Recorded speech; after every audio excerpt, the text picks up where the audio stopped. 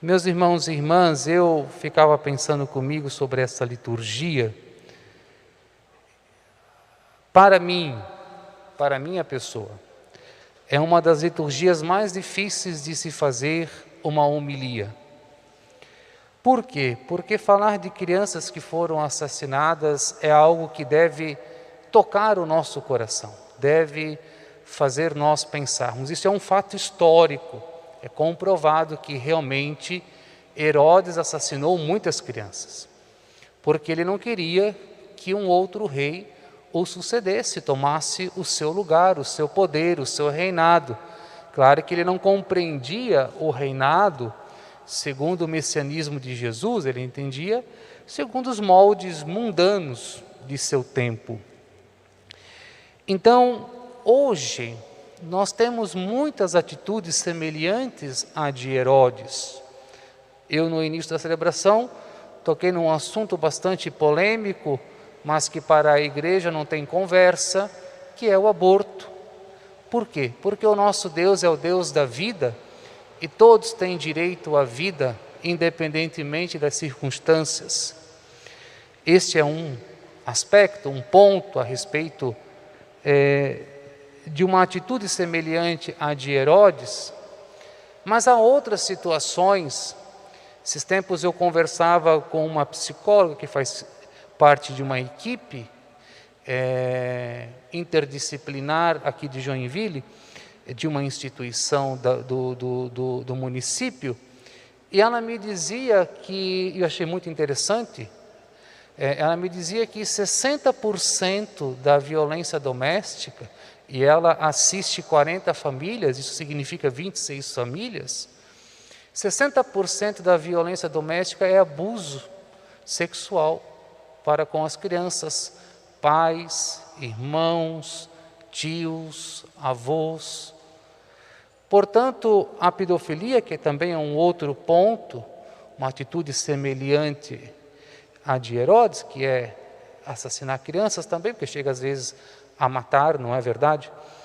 É uma realidade que não é só dentro da igreja, porque também tem, infelizmente, é uma questão social e que nós temos que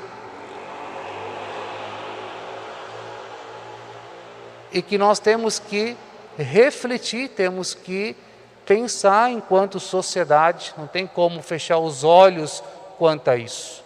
É uma realidade iminente que está dentro dos nossos lares, infelizmente. Às vezes o namorado abusa da menininha ou do menininho, o namorado da mamãe, não é? E precisa ser denunciado, precisa vir à luz da justiça essas realidades.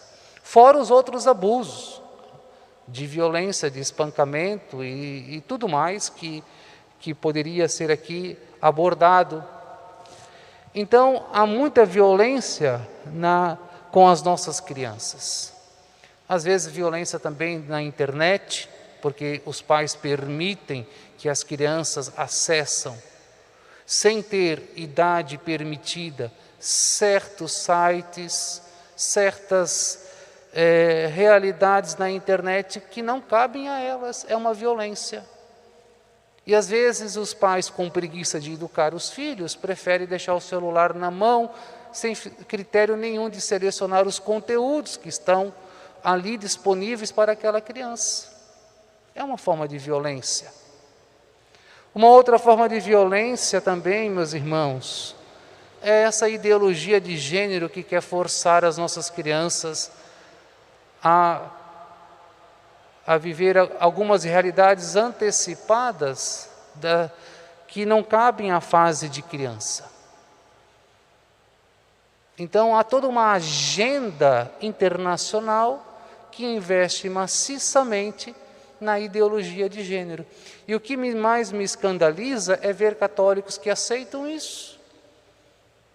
Eu não sei se você aceitaria. Eu tenho 2 sobrinhos. Um sobrinho de 1 ano, uma sobrinha de 5 anos. A minha sobrinha de 5 anos com um rapaz de 14 anos no mesmo banheiro. É correto isso? Um rapaz de 14 anos, na puberdade, com a minha sobrinha de 5 anos no banheiro, no mesmo banheiro. Depois vem a Xuxa querer escrever um livro para as crianças a respeito da ideologia de gênero. Quem é ela para falar sobre o ser humano? Para falar de antropologia? Para falar de sexualidade? Que moral ela tem para falar? Que estudo ela tem para falar? Esses artistas por aí que ficam idolatrando essa ideologia, que é um mal. Que estudo sobre o ser humano esses artistas têm? Meus irmãos e irmãs, quando a igreja ela se coloca contra, ela não fala simplesmente por falar, porque ela estuda, porque ela aprofunda, ela parte daquilo tudo que a ciência pode nos favorecer, a boa ciência, não a ciência contaminada com interesses financeiros. Porque nunca a igreja foi opositora entre ciência e fé. Nunca a igreja viu como uma dicotomia, pelo contrário. Agora, o que é contrária à igreja é essa ciência contaminada por interesses que são financiados por grupos internacionais e etc, etc. Até por milícias. Então nós temos que proteger as nossas crianças. Ontem nós celebrávamos a Sagrada Família, temos que proteger as nossas famílias de realidades que venham prejudicar as nossas famílias, e aqui de modo particular trago a realidade das crianças. E às vezes nós temos medo de falar isso, porque hoje tudo tem que ser politicamente correto, você não pode falar nada diferente. E aqui eu estou falando como um pastor da igreja, falando para os meus fiéis. Então nós católicos pensamos assim. Há quem pensa diferente, tá bom, você pode pensar diferente, mas nós temos o nosso posicionamento a partir da fé, a partir da revelação de Cristo, que a vida está acima de qualquer coisa. Ela tem uma dignidade inviolável, intocável, ela é sagrada. Então ninguém tem o direito de tirar a vida, de matar a vida, seja em qualquer momento da sua existência, porque a vida é dom de Deus. Antes de eu e você existir, a vida já existia, ela nos precede. A vida é nos dada para nós cuidarmos e administrarmos com amor, com carinho. Não podemos brincar com a vida.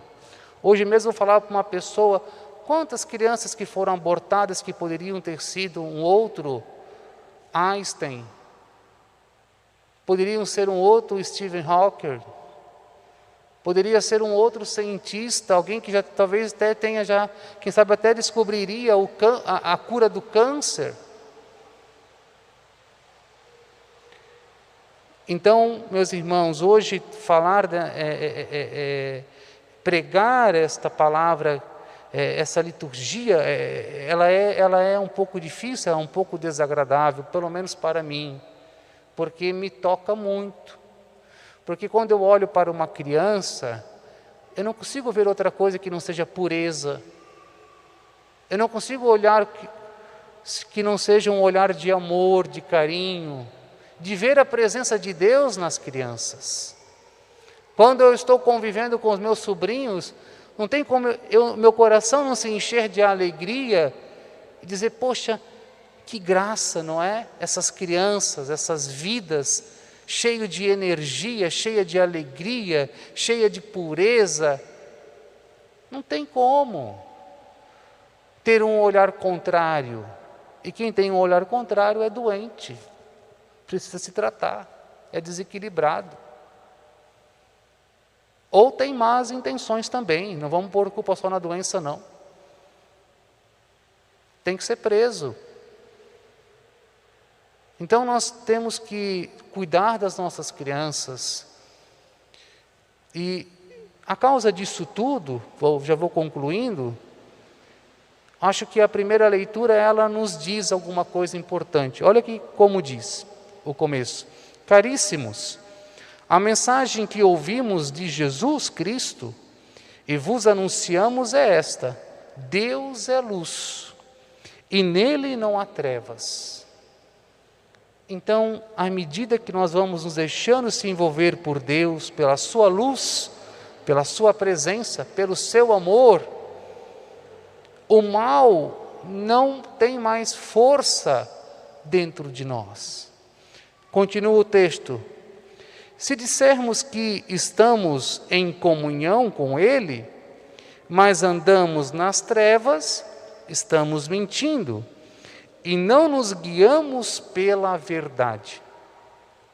Então é importante eu abrir o meu coração, escancarar o meu coração para a luz de Cristo, porque Ele dissipa as trevas e revela para mim e para todos nós a verdade que não passa. Ele vai revelar a verdade que não pode ser relativizada. E uma verdade que não pode jamais ser relativizada é o valor da vida, a dignidade da pessoa humana. Porque no Decálogo diz: não matarás. É uma verdade divina. Então Deus nos revela o valor da vida. Então, à medida que eu vou me deixando ser iluminado pela verdade de Cristo, pelo seu Evangelho, pelos seus ensinamentos, por aquilo que a igreja ensina, eu vou me afastando das trevas, as trevas vão sendo dissipadas do meu coração, e eu começo então a olhar com os olhos da luz, com os olhos de Cristo, e não com os olhos do mundo, com os olhos do pecado, com os olhos das trevas, com os olhos da escuridão. Agora, aquele que está nas trevas não aceita a luz, se irrita com a luz, se irrita com a presença de Cristo, se irrita com esta pregação, não aceita essa pregação porque o seu coração está nas trevas. Porque quando a luz penetra o coração do ser humano, quando ele se depara com a verdade que não passa, que é absoluta, ele começa a enxergar as coisas de uma outra forma. Enquanto a luz não penetra a alma, o coração, a mente, a inteligência do ser humano, ele vê as coisas de forma turva, não consegue ver a verdade como ela é. A sua consciência está obscurecida, a sua consciência precisa ser esclarecida, iluminada pela verdade de Cristo. Isso só é possível se o coração humano se abre e se permite se converter à verdade de Cristo. Então, meus irmãos e irmãs, que o Espírito Santo nos ilumine, tire de nós toda a escuridão que possa estar dentro do nosso coração, e que o nosso coração, a nossa alma, a nossa vida seja totalmente iluminada pela verdade de Cristo.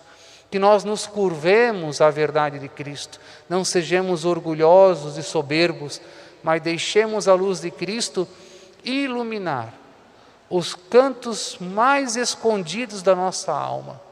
Que nós não tenhamos medo de colocar a nossa vida, a nossa verdade na luz de Cristo, porque esta luz liberta, esta luz cura, esta luz restaura, esta luz traz a alegria, traz a paz e traz também para nós um olhar de amor e de misericórdia para com todos. Louvado seja nosso Senhor Jesus Cristo. Para sempre seja louvado.